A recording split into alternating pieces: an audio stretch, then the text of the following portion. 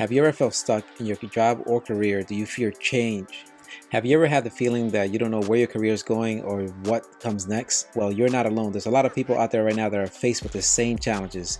The good thing is that you could do something about that today. Stay tuned because in this raw and unfiltered conversation with Michelle Beato, she's going to walk you through some of the strategies and tactics that you could utilize today to be able to connect with people and maximize on the resources that are available to you. Stay tuned.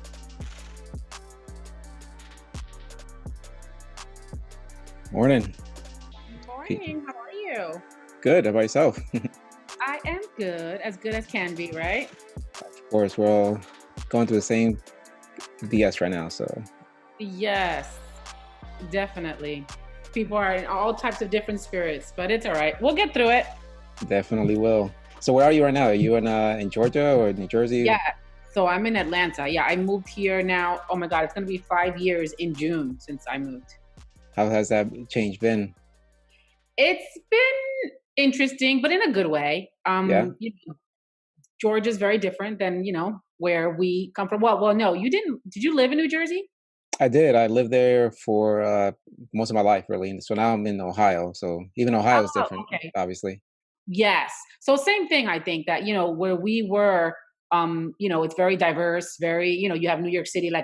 So I was born in Patterson, right outside New York City, and then grew up in Wayne, but kind of like then lived in Fair Lawn right before I moved here. But, I worked in the New York City for many years.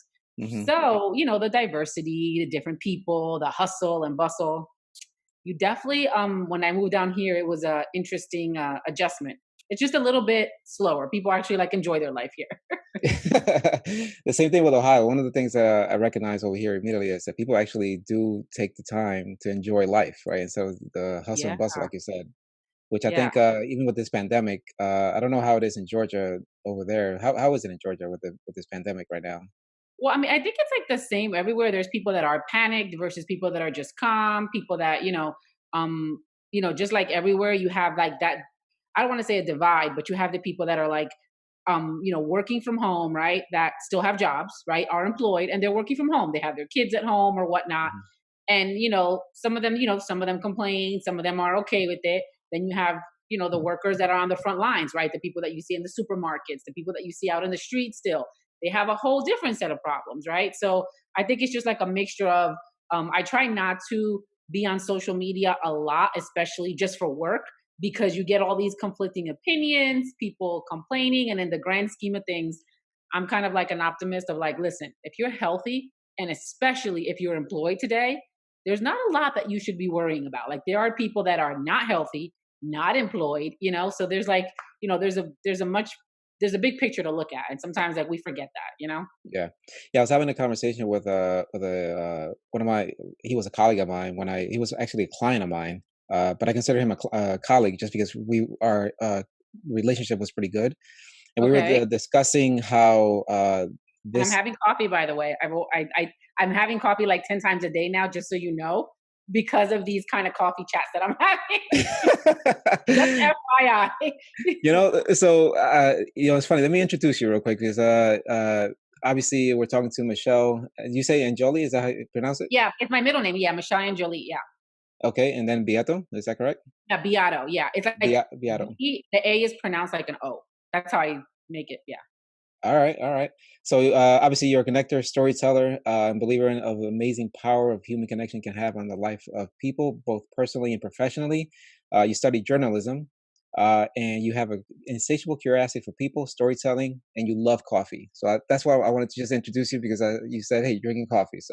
Yep, Uh, for sure. so I was talking to one of my previous clients, and I was asking him about the his business and his industry and the impact that it has had.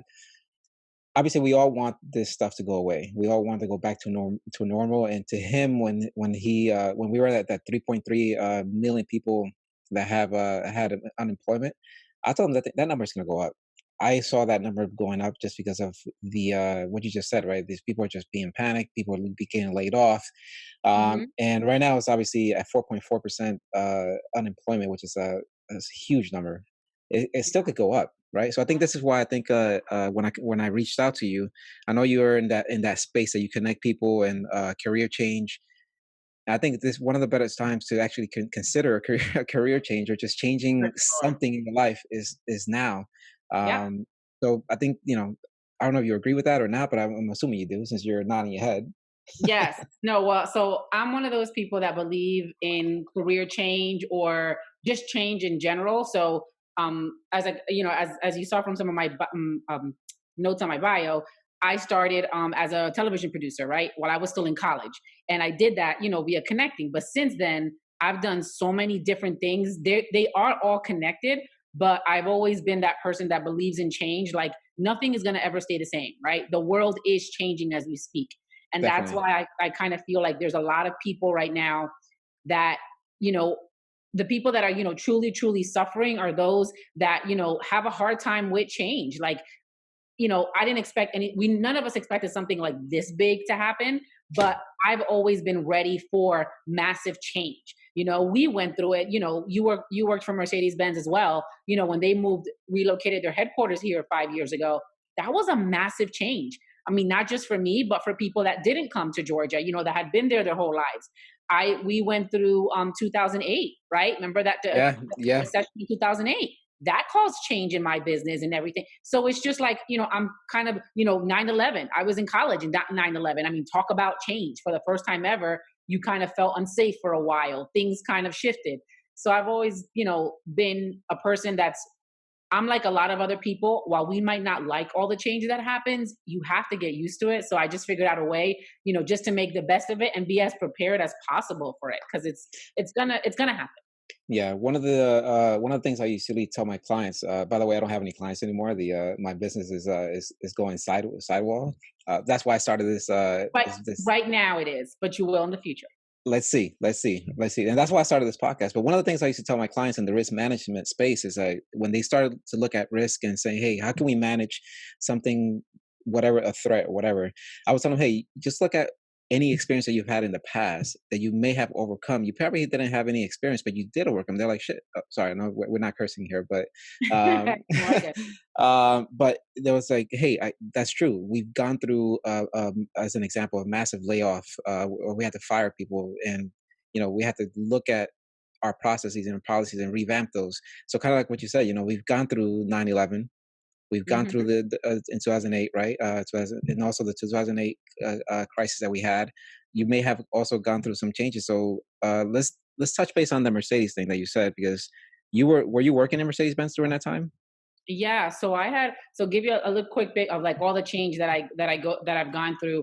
I started at Mercedes Benz in 2009, working for I don't know if you remember, but they used to have an in-house production studio in their basement of one Mercedes. They used to have like a production studio where they produced videos and print work and things like that for the marketing department.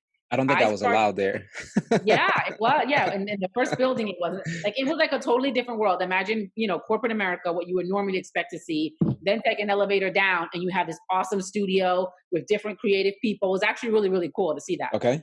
So I started working there. Then 2 years later, started working directly for the marketing department in 2012, and then in 2015 was when the decision was made to move the headquarters. So that was the first big, massive. So like what I do today, like help mentor students and professionals, it kind of started there naturally, because what happened was no one was expecting it, as you know. There were people that like their parents worked there, their grandparents worked there. You had generations of people that were working there. You Yeah. also had people that had been there their whole lives.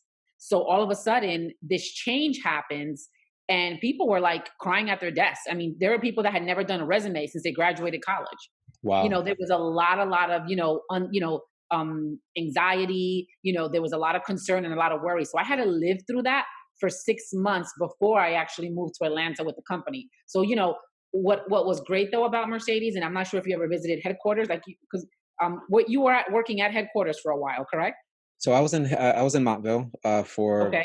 5 6 years, and then after that Ah, I went over to the field. So I was not there during that massive change.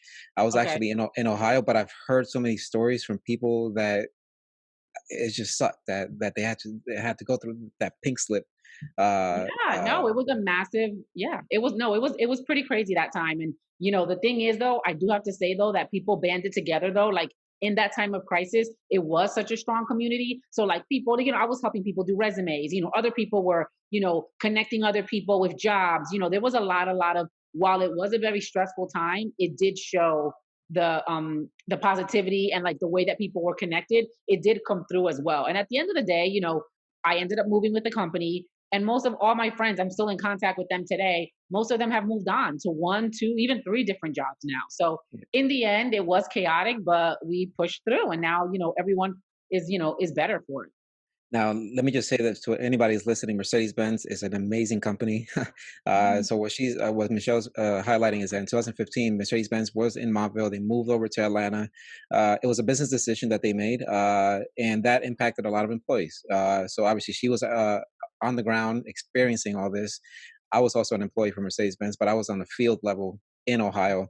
At the time, I was actually working for Mercedes-Benz Financial Services, and even there, they actually moved us from the financial services side back to the manufacturing side. And it was not, it was very different. It was very different. But again, change is inevitable. Hey, have you heard of Felicia Rishi? She's I have not. yeah. So when I was getting ready for this, she did a TEDx talk, and the title is "How to Change Careers When You're Lost." And I think Mm, that's kind of one of the biggest things that people are I don't know, man. I think career change could be one of the biggest benefits that people could look at to do. Obviously, you for have a lot of sure. skills, so maybe I'm assuming you have some experience with how to help people through career change because I saw that on your blog that you have so many different great tips. So maybe we can focus on that for a little bit. Yeah, so career change is massive. So I've like essentially done it multiple times in my life. Like I went from, being an actual television producer to kind of doing different parts of the business. Hmm. And migrating into digital marketing, which is not exactly the same thing. It kind of uses the same transferable skills, but it's different. And then even today, like mentoring and actually like speaking on the topic, that's very different from it. It's different, but it's not. So one of the things and the biggest tips that I tell people is you can make a career change at any time in your career, in the beginning of your career, the middle of your career, towards the end of your career, but use the transferable skills, right? Like there are, like one of the things I quote when I speak to people a lot is that no one has the level of experience, the exact experience, or the skill set that you have, right? That's what makes you unique, right? Like you can be competing for a job with three other people, but all three of you have very different skills to bring to the table. Use that if you are looking to make a career change, right? Like, so I'll give you a great example. I did this years ago where I looked back and said, okay, where do I want to go to next? Because people get afraid of this word career change. It seems like it's like a massive thing. It's not. Think about it. You've been at a job for 3, 4 years, right? You're kind of like, okay, I'm not learning anything more. Like I've kind of done it's not a challenge anymore. What's next? Right? There's always that word, what's next? Well, what's next could be a career change. It just sounds like a big, big word, but it's like, okay, I always tell people to take a look at yourself and take the time. And this is why this might be a great time for people to do it. What Definitely. have I liked from all the past experiences that I have? What do I do well? Right. And then combine all of that and like, what do I have interest in? What can I learn? Right. And then just start like researching. And the best research you can always do is talking to people. Like that's why I say for me, I mean, honestly, like this coffee cup literally has given me every career opportunity that I've had. And people are like, what? Obviously, I've worked hard, yes. But when you sit down with someone, like, and I'll give you a great example, Lewis. I didn't know you when you worked for Mercedes Benz. But if Yeah. me and you were to sit down for 30 minutes, and now I do it virtually, and I just learn, ask you some questions about your experience, we kind of trade stories. There's a rapport, and there are things that we're both going to learn from each other, right? Definitely. Because I don't have the experience that you have, you don't have the experience that I have. So when you start building connections like that, people start relating to you, right? You build that trust up. Well, guess what? You know other people, I know other people. We're all connected somehow. So that is how, like, I always tell people, be open minded, speak to a lot of different people, get out of your bubble, right? Yeah. I mean, I've been awarded like career opportunities in places I would have never thought I would have worked simply by having coffee with someone who said, "Oh, what, you know what, Michelle? I actually, there's this opportunity at my place where I work, and I think you'd be great for it." and I've been open minded, gone for it, explore different opportunities. Some I've gone for, some I haven't, but you still learn, right? So I just think that the biggest way to answer that question of what's next is having conversations, doing your research. It's connecting with yourself first, right? Like figuring out who you are, what do you really like to do, and then doing the research online, but mostly talking to other people, because other people, we've all gone through the same thing. We all have the same questions. No one knows it all, right? So why not just take advantage of each other? And I think that fear that people have about it, I think we is the best time to start embracing that fear, because let's face it, we're not the only ones going through. If you are going through this, you are not the only one going through that, right? And Correct. what I'm assuming is that's going to happen is that when the economy opens back up, there's going to be a huge bottleneck of people trying to find jobs, right? And it may not happen immediately, and it's frustrating when you're trying to apply to jobs if they're not the employer is not being responsive. That doesn't mean that you suck or that you don't have the Mhm. qualifications. It's just that there may be a bottleneck, right? And that bottleneck may be severe when it happens. So I think, like you said, I think the time to actually do that is now. um so maybe like this might sound way too business like, but doing a SWOT analysis on yourself, right? I Mhm. don't know, I For don't even know if sure. that's even beneficial, because a lot of people don't even know what that is or how to do it. But I don't know. I don't know if you have any tips for how to go ahead and figuring that's roadmap out for yourself. Well, you know what it is, and I'll tell you something that comes up a lot. And actually, What's I up? actually spoke about this with someone that I was, helping out last year. He was a Harvard graduate, so this guy has a law degree from Harvard, right? You can't Okay. get better than that in terms of background and experience. And he had been out of a job for a while. And the thing is that one thing that I tell a lot of people is, today in 2020, especially after this epidemic is over, this pandemic is over, you got to get rid of one thing. And this is an ego. The first Okay. step is stripping the ego. Meaning, what I mean by that is, I don't care, it doesn't matter what kind of education you have, where do you come from. At the end of the day, what this whole situation is telling us, we're all equal. And by equal, I mean we're not the same, but we're all on equal footing, right? We all want to do something that we love. We all want to provide for our families, right? We all want to be able to, do the things that we enjoy doing. No one is different in that way. However, we are different in what we actually want to do, what our talents are. But you have to also be humble and be open minded. I sometimes find that, as people grow in their career, they kind of lose that. I've noticed that a lot lately. They lose that point of like, wait a second, you might be a vice president today, but remember, you were once that intern. Yeah. You were once Yeah. that, lower level employee. Like, think back to like, what are some of the questions that you had in your mind? What are some of the doubts? Like, what do you wish your boss at that time would have done for you? So I always say, like, don't forget those things, because I've personally learned every day from interns, from students. I actually have a book of notes that I actually take on a consistent basis from students graduating from universities, students just starting their careers, and then people that are about to retire. Right? There's a wealth of knowledge that everybody holds, and sometimes, though, in order to uncover that, you gotta get rid of the ego. That's a Yeah. big roadblock today. When you said that, I started taking some notes over here. So I was in the military for 6 years, and one of the most important things that I remember vividly as you started talking was that on week one, they start introducing you to a lot of different, very high-ranking individuals, and it's a scary thing, right? You're a recruit, 17 years old, and now you're seeing a general, you're seeing, staff sergeants or gunnery sergeants or master sergeants. And one thing I learned is that everybody puts on their pants the same way.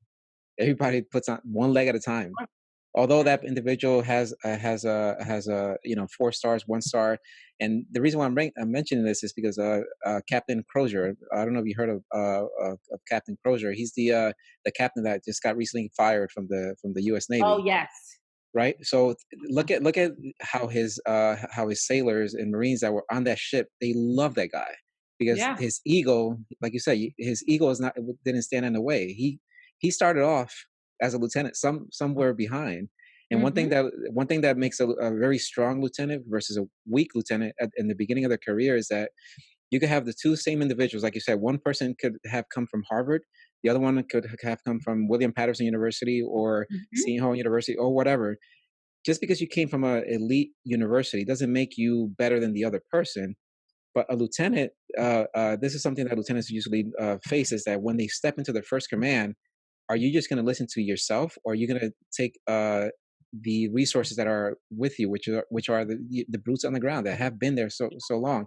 And I think that's what makes Captain Crozier, and what you're saying right there, that ego didn't stand in his way, which unfortunately got fired. But now he's also facing this, right? So he's, Yeah. it doesn't matter who it is. You could be that one person that's going to be an admiral, and now he has to face a career change of some sort. So Yeah, no, yeah, no, definitely ego is I mean, like I said, it's one of the major roadblocks. I mean, I've seen super talented good people not take advantage of certain opportunities just because they couldn't get rid of that ego. Like they weren't confident enough to kind of, break down those walls and just, we all have questions. We all can learn from each other. I don't know it all. That's why I have notebooks and notebooks of notes. That's why I talk to everyone. I'm the type of person where I meet someone everywhere I go, at the cleaners, at the coffee shop, like everywhere, literally. I actually met one of my friends on a voting line waiting to vote 2 years ago because I'm just that type of person. I'm super curious. That's why I started my career as a producer. That's why I love journalism, because I like to hear people's stories because you learn so much. And that's what I really hope that, like, this pandemic, that what comes out of it is that natural curiosity again, to learn from people and to just kind of, just be a little bit more humble and just be open and to exploring and different things, because when you do that, you might just find out, like, okay, what is the answer to what's next? You'll get that answer, you just have to do that legwork. what about the behavior now? Because I think one of the things that we may be fearful to talk to each other at a close distance, when before it was like you said, you could just talk freely to anybody. But the behavior of people may change dramatically. It's going to take a while for people to feel comfortable having a conversation one on one or close to each other, or going to a restaurant. You're absolutely right, but that's why you have this. You have technology, right? Like, this is one of Yep. the new things of, like, now companies are having to realize, oh wait, I now have to run my company completely virtual now because of this. So, like, again, it's going back to that part of change. When something changes, like I've learned to, because of my exposure to so many different things at a very young age, I've learned to always address change with, what can I change about myself because this just happened? And then what new things, what do I need to get rid of? And then what are some new things that I can learn? And that's another way. Like, again, I've have the last 3 weeks, I want to say I'm up to like over a little over 100 coffee chats with people. That hasn't stopped me from connecting. I actually connect more now than I did when I would meet people at coffee chats or have a quick chat on the phone. Today there is no barrier to connecting with people. It's a quick LinkedIn message. I mean, look at you. You sent me a quick LinkedIn message. We're now talking.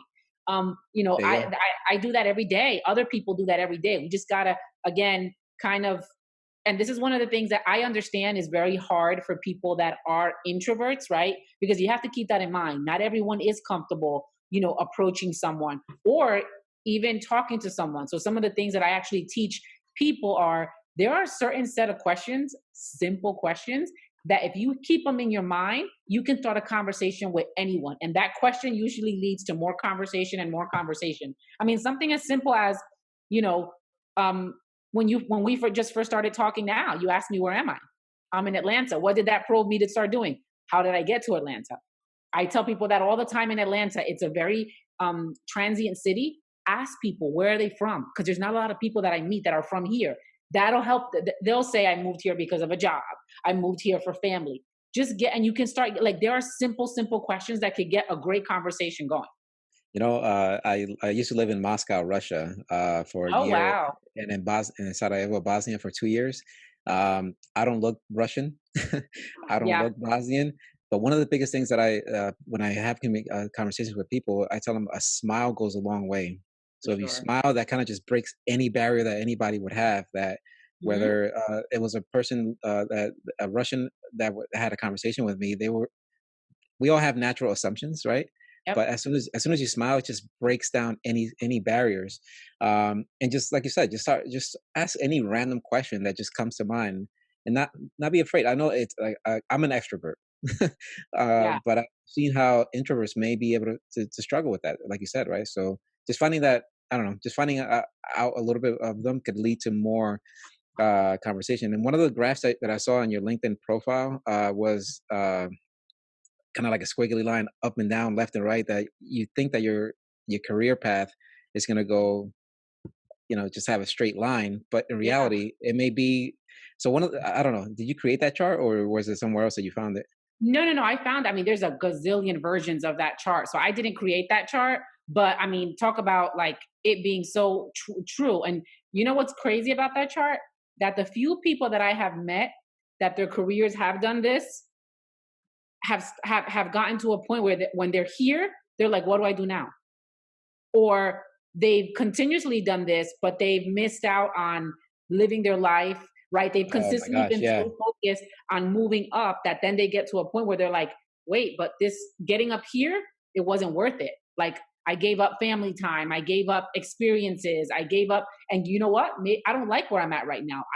This doesn't drive me anymore. So it's interesting, right? Like, so it's just like, again, going back to we're all connected, we all want the same things, and sometimes I think that those squiggly lines, that's what makes you, that's what allows you to tell stories, that's what allows you to survive a pandemic that we're going through right now. Because I mean, I feel really bad for people that are, there are people that are really struggling. I mean, I'm having conversations with people that like don't know how they're going to survive the next 3 weeks. Not even just financially, but mentally, right? Yeah. Because they've never had something like this happen, or it's been a long time and they forgot. And it's like when you're used to being on top sometimes and don't have those ups and downs, it doesn't help when you're faced with a challenge like this, right? Yeah, because when you're experiencing failure, obviously Yeah. you experience it, you come out of that, you learn something new every single time. When you experience fear, you learn something new every single time. And the previous podcast that I recorded, I've had conversations with folks like that that have. Yesterday, as an example, I had a conversation with a guest. His name is Mishka Shulali. He was highly dependent on drugs, alcohol, Okay. but he figured out how to get out of that. And then he became an author, he became a writer, he became a musician, a comedian. So he's That's utilized amazing. all his failures to put himself in a good position. Had he not done that, who knows where would have been, right? So Yeah. it's those up and downs, like you mentioned, is I thought you created that chart, so I was like, oh, that's pretty, that was Yeah. pretty cool. No, no. I mean, I know that there's a million different versions. I mean, I can say that I physically wrote that because I have written stuff like that. But no, those charts and that illustration has been existing for many, many years. A lot of different people have, because it's a reality of life, right? I think I want to say 95% of us have gone through that, right? Yeah, yeah. There's very few people that haven't. Now, how about your journey? I know you said you've gone through certain things in your life that has put you in the position where you are right now. Let's talk about your journey. You said you grew up in New York, or New Jersey, New right? Jersey. So yeah, so I was born and raised in New Jersey, Okay. and I come from a big, big family. And the way that I always say it is like my mom had 7 brothers, and I'm from a Dominican family. And as you know, with Spanish families, we love parties, we love getting together, we love being social. And one of the things that is interesting was that at a very young age, because I was from a large family, coffee was a staple in the house, and that was like where everybody would come in the morning. We talk, we do the cheese mess, all the stuff, all the fun stuff that families do or whatever. But when I was in college, like I said, I was studying journalism, and I wasn't. It's funny because it not until about, I want to say about 8 or 9 years ago, did I realize what was actually happening. I would go and meet people for coffee. That was natural to me. Like I grew up with my parents taking me out to coffee to meet people and things like that. But when I was in college, I actually got an opportunity to attend a presidential election in the Dominican Republic. One of my father's Ah, friends was actually running for president over there. which president was And that? what's that? Which president Um, was that? Hipólito Mejia. Okay. Yeah. So he was a president from 2000 to 2004. But in that experience, though, that was the first aha moment that I had, was because I saw, I don't know if you've been to Dominican Republic before, but a lot of like third world countries, there's a big divide between the wealthy and the poor. Yes, And you can see it. watching, yes, and watching an election though, and watching somebody be relatable to both people was actually like super fascinating for me. Like for me, I was like writing down notes because I'm like, wait a second, like how do you relate to someone who's so wealthy, right? That's giving you money, but also somebody so poor, right? Like, how do you relate to that? And that's like kind of like what got me thinking about like, wait a second, like there really is no big difference. There's not a difference in these two sets of people, right? Yes, there's money, but poor people, somebody that has wealth, they both want the same things, right? They still want to provide for their families. We all generally are connected in some way. So anyway, that experience helped me a lot into kind of like seeing a lot of things. And then in having coffee, I got my job as an assistant producer for Despierta America in New York City. No shit. um, Okay. yeah, so that was before I graduated college. Again, that was actually me having, so I got an internship through having coffee with one of my professors. He recommended me for an internship at Univision Channel 41. I did an internship there. And then having coffee with someone there recommended me for a producer position at Despierta America. So it was really interesting how that happened. And I still had not graduated from school yet. And then from there, like, again, having just connecting with different people through work, I got different jobs, and just kind of like I actually ended up at Mercedes Benz through a former supervisor at Univision who recommended me for the job. So do you see what I mean? Like, everything has It's a always connection, been a yeah. connection. And so I didn't realize it until like 6 or 7 years ago, where I was just like thinking about the what's next. What would I want to do in the future? And I always knew I wanted to write. I always knew that I wanted to get back to like what I loved about producing, which is storytelling, which is helping people. And so I just kind of like did a retrospect of like what you just said, like do like a SWOT analysis of like, okay, what am I good at? What has been different about my career? What, how do I want to help people? What is my brand? So that's another great thing too about discovering yourself, figuring out what your brand is. And you know how I did that? I literally took a list of 10 people.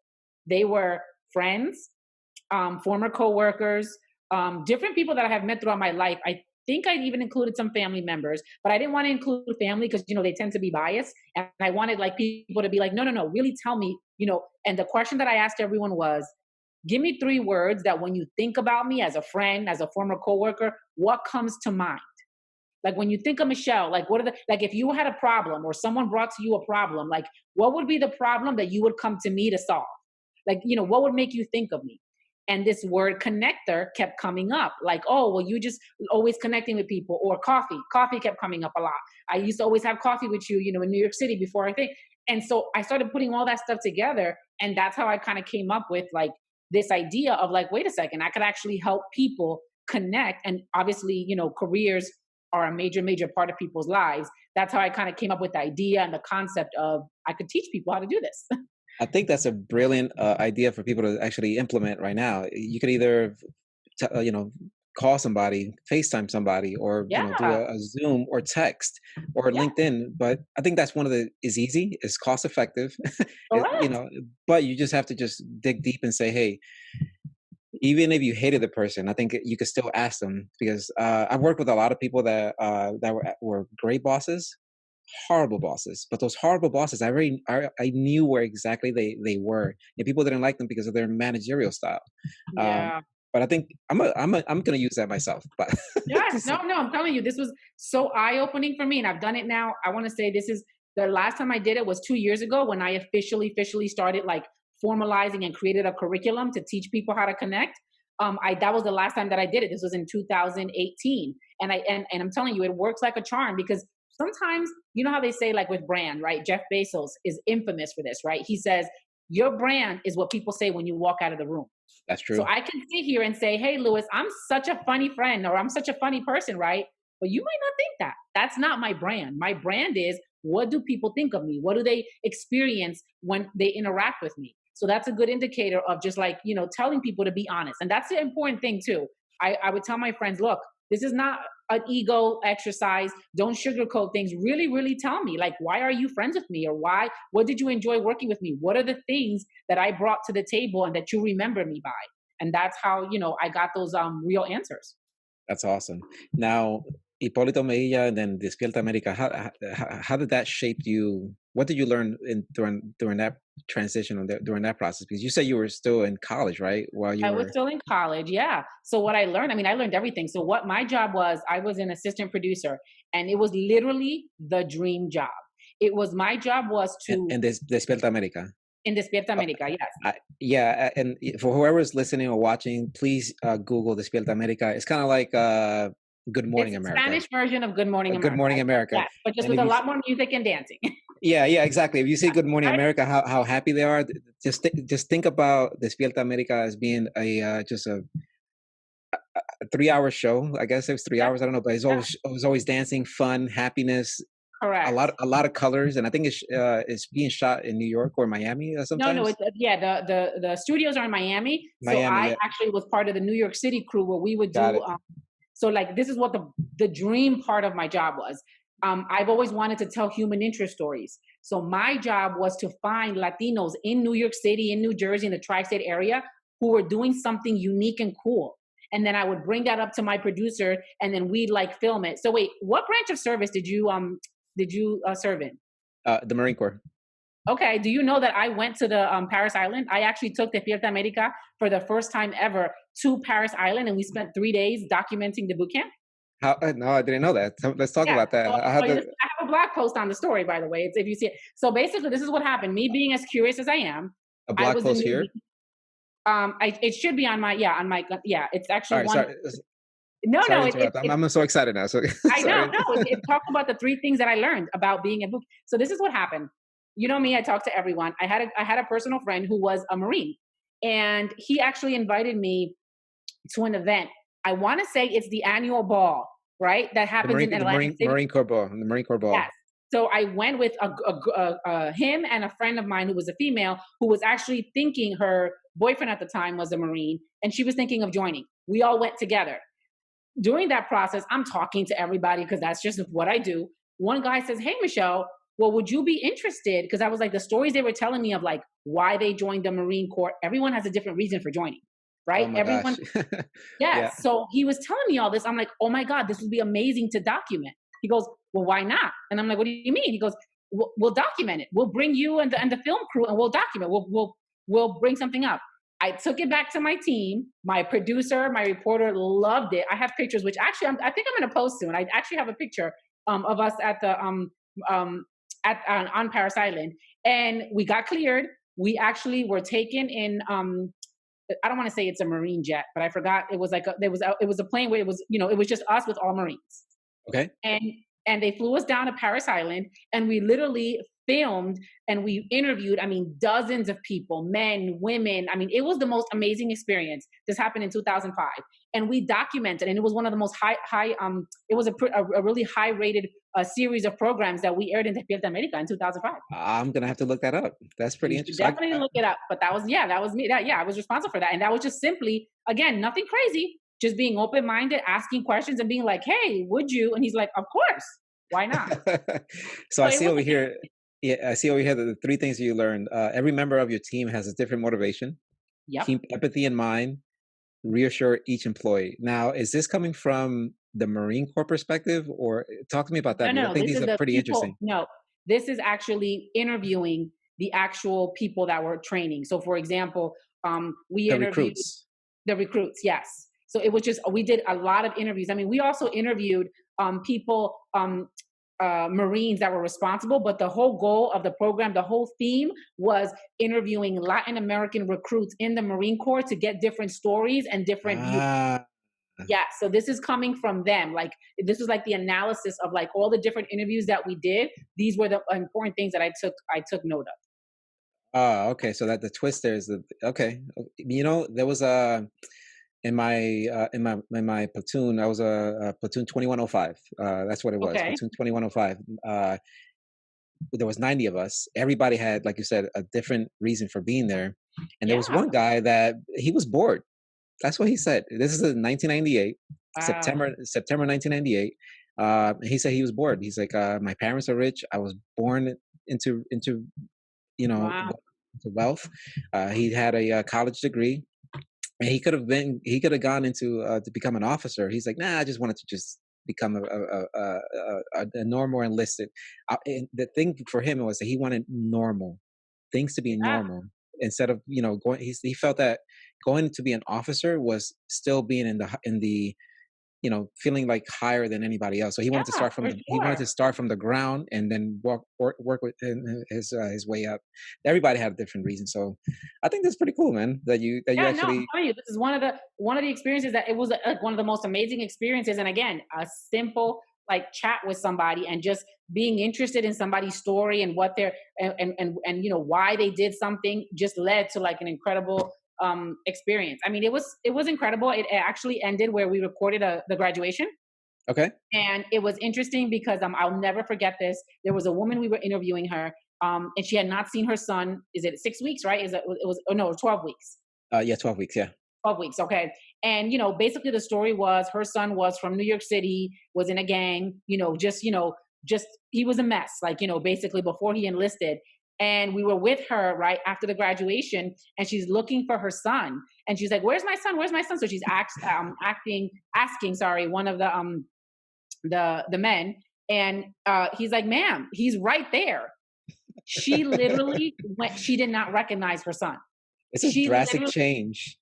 I mean, the guy was like, she showed us a picture. I mean, I think he had like dreads, braids. Yeah. I mean, his hair was cut. This man was standing straight. Like there was just, it was a totally, totally different man that she went absolutely nuts. I think like we all ended up crying. I think even the cameraman ended up crying because it was just such an emotional thing to see the transformation for her. But Yeah. yeah, no, it was an amazing experience. That's been like one of the highlights of my career. Definitely was experiencing that. So you were there the last 3 days before graduation. Did you get to experience any other like the training sessions that were being held? Yes, lots of training sessions. Like which one? Which one Like, was I your mean, favorite? the ones where they immerse you in the water. Okay. That was like the water training. The final, what do they call it when they Water actually? survival. Yeah. Then is it 12 hours you have to spend in the wild, like a simulated? The Crucible. The Yes, Crucible. we It's called the experienced Crucible. that. Yes. Yeah. We did that. And then yeah, and then a lot of it just was like interviews and just observing people, like, watching people eat, just the different ways that people were managing, and just talking to people about their experiences when they first came in to like now that it was nearing the end, like what were the positive experiences, what shocked them. It was definitely something. What was great about the series was it was just hearing the perspectives of all the different recruits. This wasn't just like it wasn't through the eyes of the Marines. I mean, they actually gave some input, but it was just seeing like, hey, why are you putting yourself through this? Why is this important to you? What have you learned? It was just nice, and a nice way to see how people transformed. Why are people making these type of decisions, right?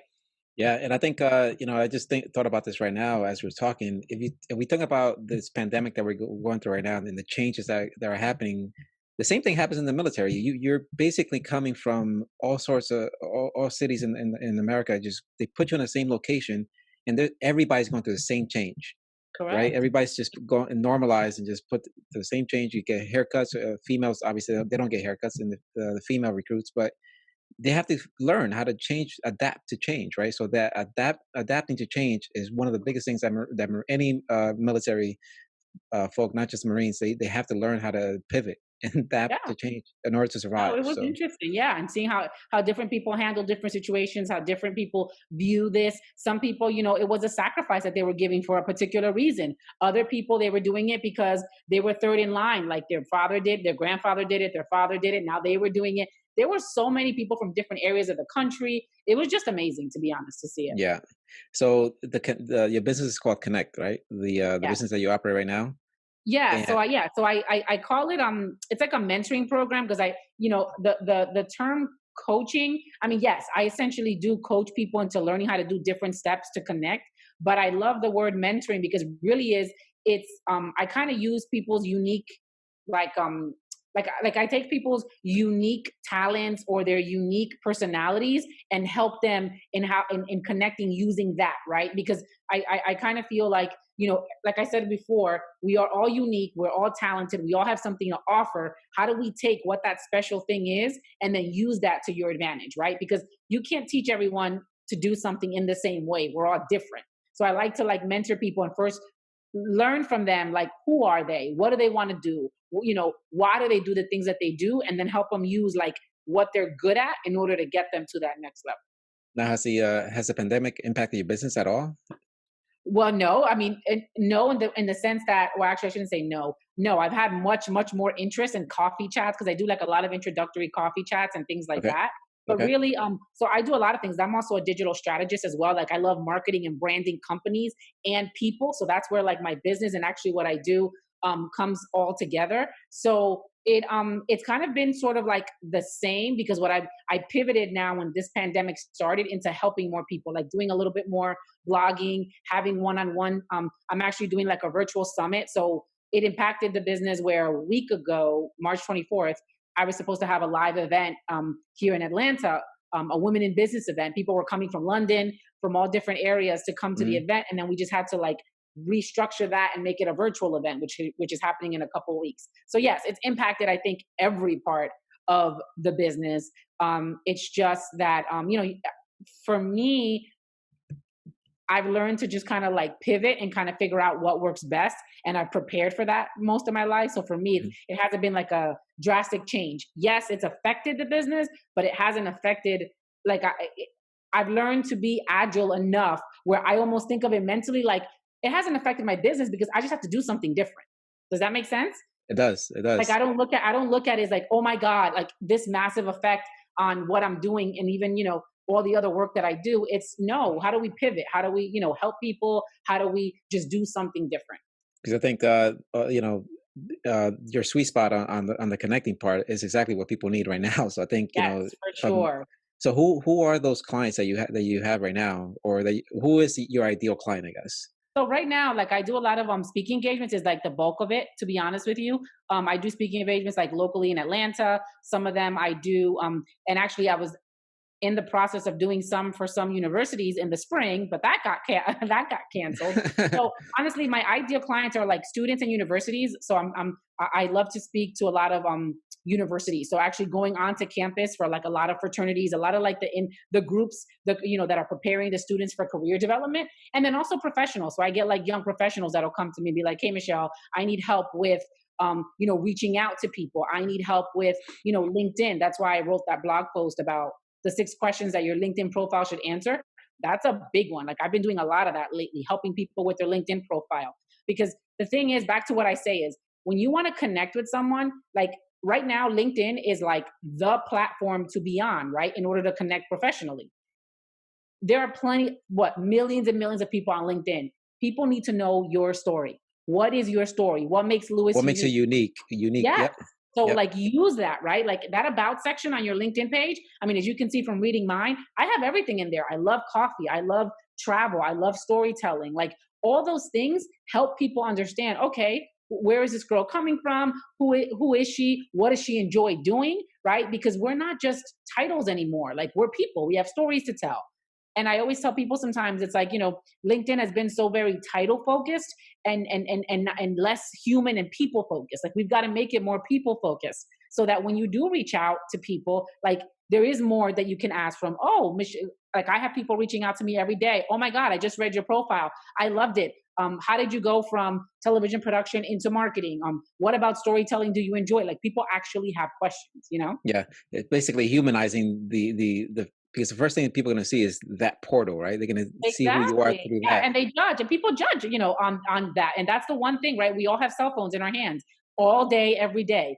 That Yeah. is like I tell people, your LinkedIn is your digital footprint. It's your professional dating profile, right? People, all the time. Again, every job that I've gotten has not been through applying through a portal. It has been through a direct connection that I've had with somebody or sending my resume to someone. The first thing people do, oh wait, Michelle would be a great candidate for this. Quickly, they'll look you up on LinkedIn. It's just natural. Yeah, I forgot the article that I read, but one of the article spoke about investments, and they said Mhm. one of the best investments you can make is not dealing with stocks or whatever anything else that real estate. It's essentially your resume. Yeah. Your resume, because people that do not invest in their resumes when they start applying for jobs, or your LinkedIn profile when they start applying to jobs, that's the first thing people are going to look at. And if it doesn't read well, that's it. Your opportunity. You may be the best qualified person, but if you don't have those two things, like you said over here, what is your story? What talents do you possess? All these questions that you're presenting here have to be answered. You Yeah, know. exactly. And the thing is too, what I've also noticed too that, you know, remember, also coming from like even now, like a lot of the work that I do and stuff, remember, like, and even coming out of like what's happening now with the pandemic, if you're a business owner, right? Even big corporate companies to a small company, let's say I own a restaurant, a small restaurant. When you're looking to hire someone, right? You don't you want to make sure that you make the right hire. It's very costly to hire someone and then find out 6 months later they're not the right fit or they're not the Yeah. right person, right, for you. So how am I gonna, you that were in risk assessment, right? Like, how am I gonna minimize that risk? A referral, reviews. That's why I talk about LinkedIn, putting reviews, asking people for recommendations, right? People want to know, why are you good? Why should I hire you, right? Why do you like this person? It's just so, in an effort to minimize that risk, because it costs time, it costs money to a company, people want to hire people that do come recommended through one of their social circles, or through someone that they've worked with before, or that's somebody that they've gotten to know. So that's why it's so, so, so important that aside from your LinkedIn profile and your resume, you get out there and start connecting with people, because people want to hire people that they trust. I always tell people, I've been witness to so many scenarios where there are two candidates going for a position, and one is way, way more qualified than the other, but the other will get it simply because there's a connection, because they've come recommended, because they are just better. The person feels more comfortable working with them. They trust them. All those soft skills that didn't seem to be important like 10, 15 years ago They're are critical like now. critical right now, because Yeah. people understand that. And I think to your point, I think it's pretty important to still have that connection with people, meaning that you still want to keep in touch with people, because if you do request a Sure. referral later down the line, they're not going to forget about you. But later down the line, if you do request a referral, at least you started planting the seed now. Plant the seed now. That way, Sure. by the time you actually do need that resource, it's already there. You can tap into it. Yeah, Um, definitely.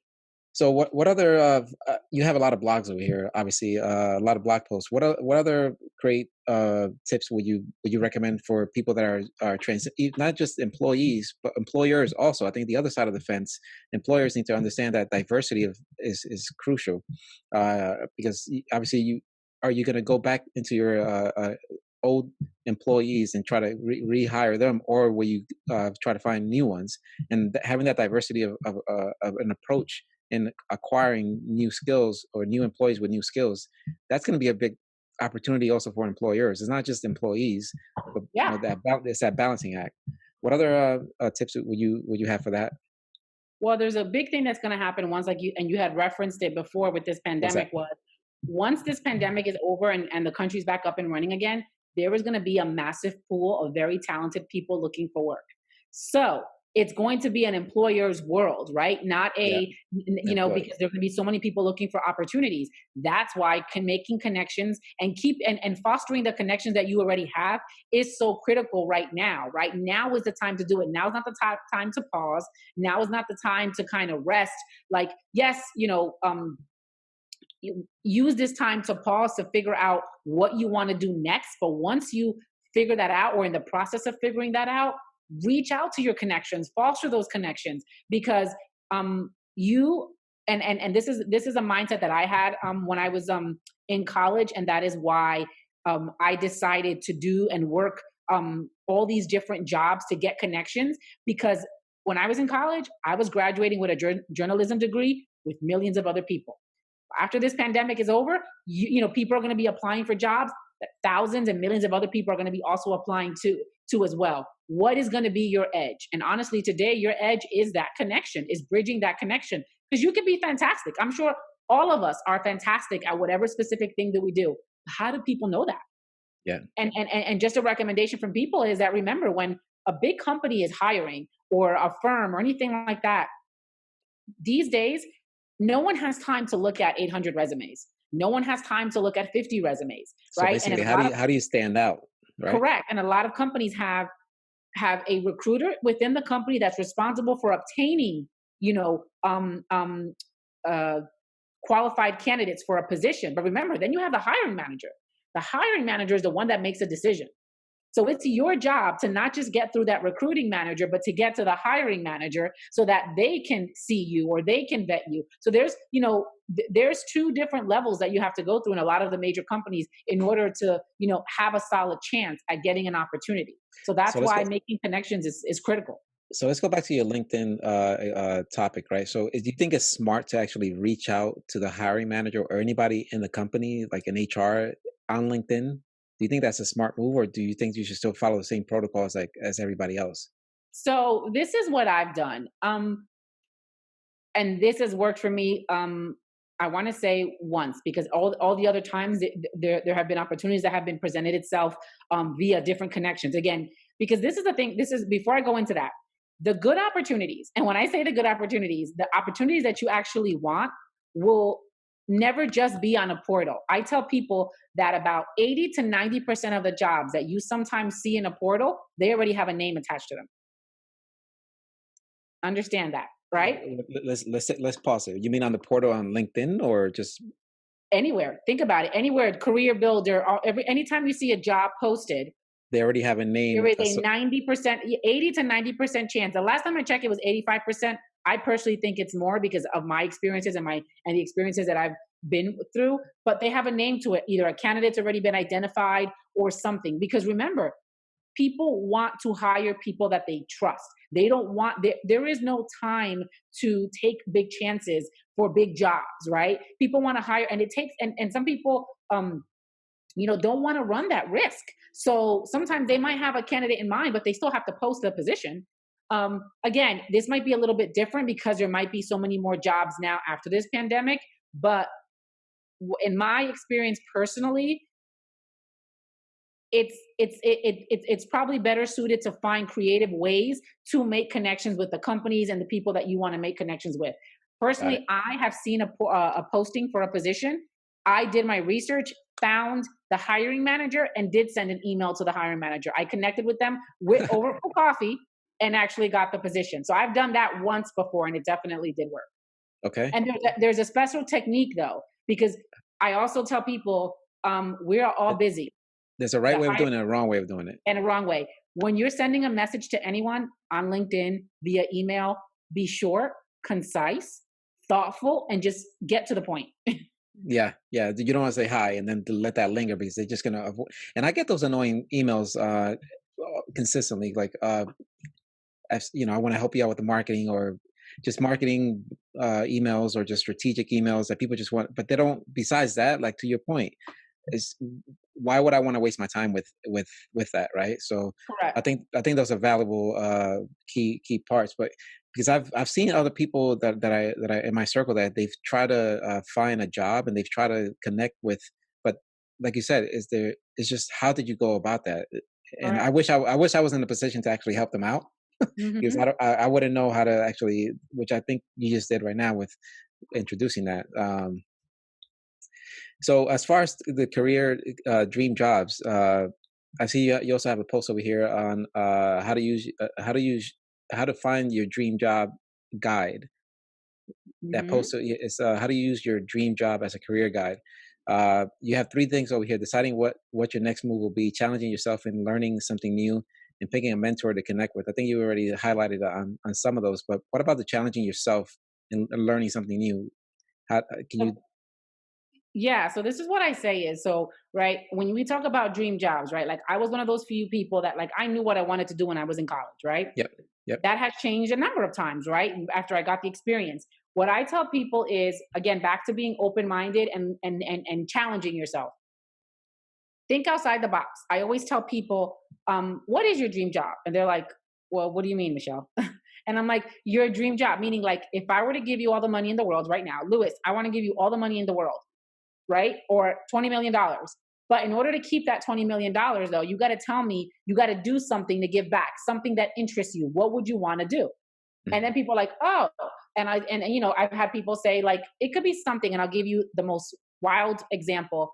I want to open up a bar and run a bar on the beach in Costa Rica, right? Why not? Awesome. Okay, great, right?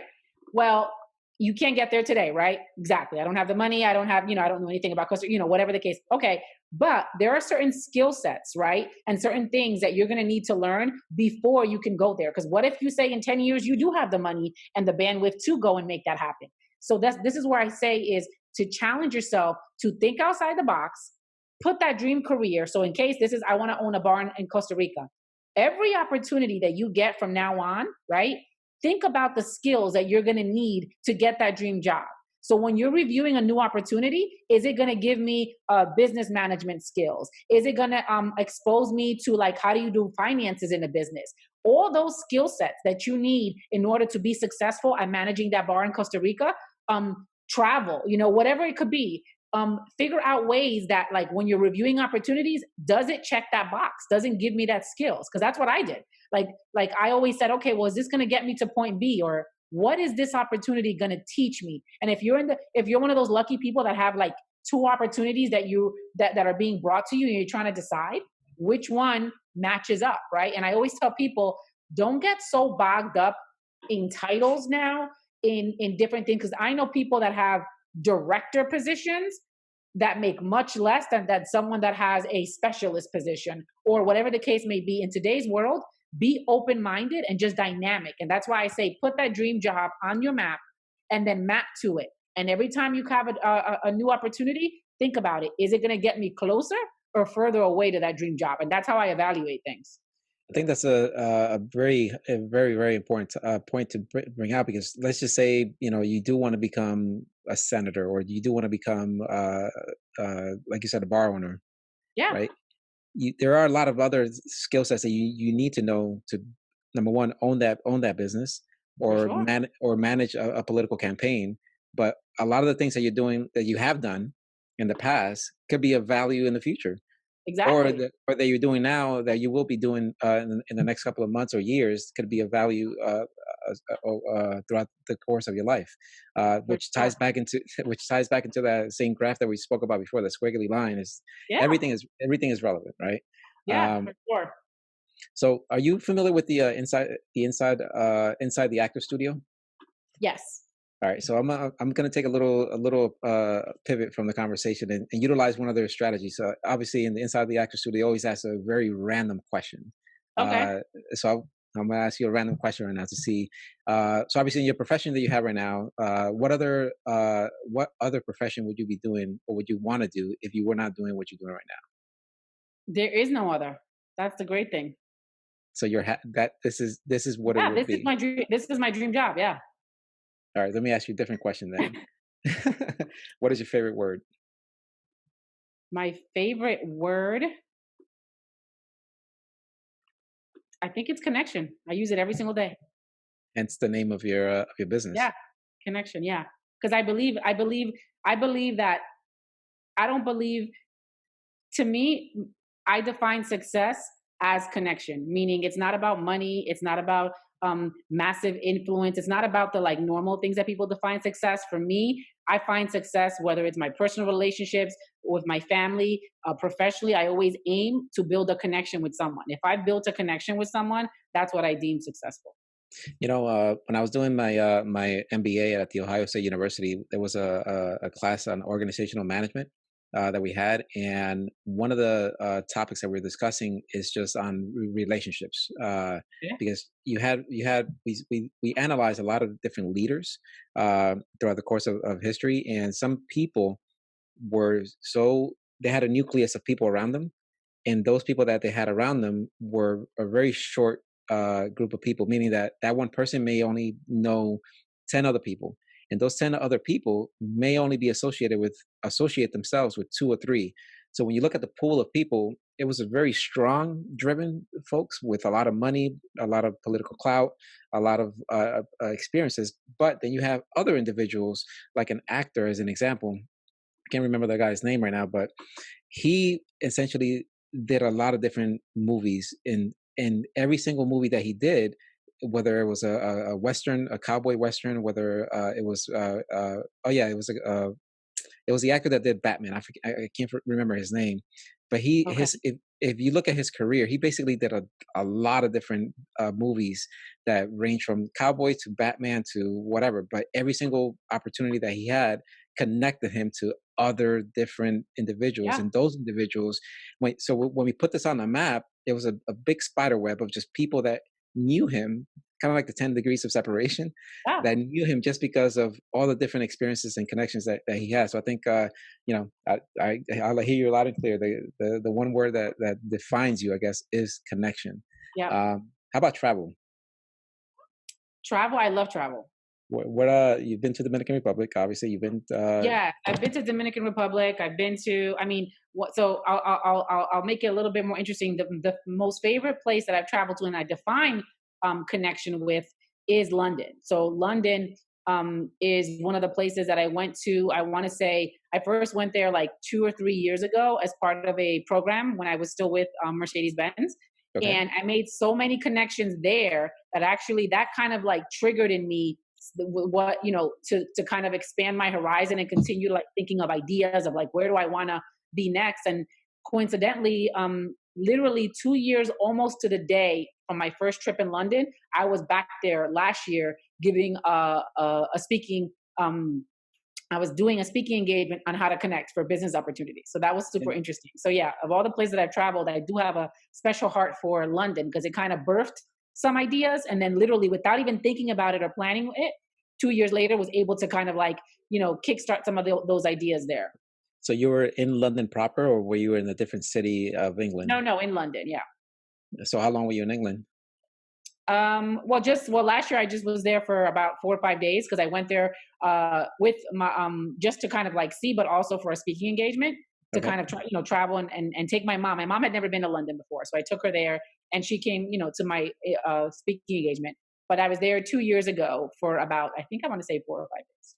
Okay. So what was one of the best places that you went to visit over there? Where you want to? I mean, I think I don't have like a favorite. See, I'm not a person that has like a favorite part like of any city because I'm just such a curious person that I just kind of like I literally explore a city in 4 days. I go all different places. So I don't think Okay. I have like a favorite part. I just love just soaking in the culture and the people and the different things.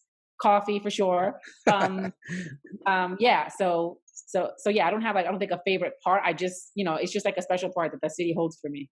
What other cities or countries have you traveled to? I've been to Germany. I've been to Paris. I've been to Italy. Yeah, like I mean, most of the Caribbean. I haven't explored South America as I've wanted to, so that's on my list as well. Like I'd love to go to Chile and different parts in the South. So that's my next target. And throughout your travels, did you see how differently people connect with each other or communicate with each other? Oh, Because for sure. obviously, Yeah. I think the one that's impressed me the most has been Italy because London and Paris. I mean, they're big cities, right? So there's still that hustle and bustle that you get from like a New York City, right? Um, but in Paris, I was on the southern part of Paris, and it's just kind of like people just drink their wine, they enjoy their meals. I mean, dinner's like 3 hours, where that's not here. They're trying to rush you out of the restaurant. There, people actually like enjoy and savoring their meal, talking to people. So that's kind of like what I enjoyed. yeah. So France in Paris, right? No, no, that was Italy. Italy. Oh, Italy. Sorry. Yeah.